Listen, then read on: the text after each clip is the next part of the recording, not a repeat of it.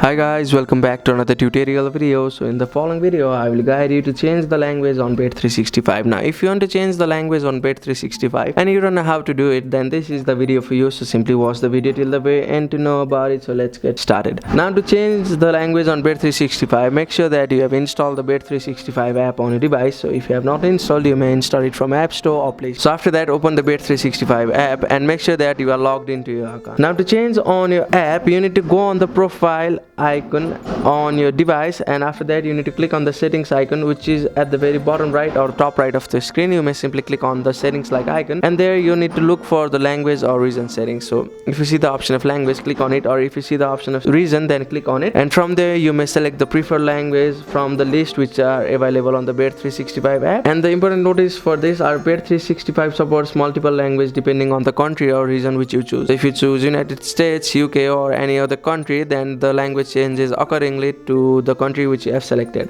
So if you are not being able to change the language, then you may also simply contact customer support and they can assist you in an easy way. So that's it. That's how you can change language on Bet365. Thank you for watching the video. Please don't forget to like the video and subscribe to our channel. Thank you.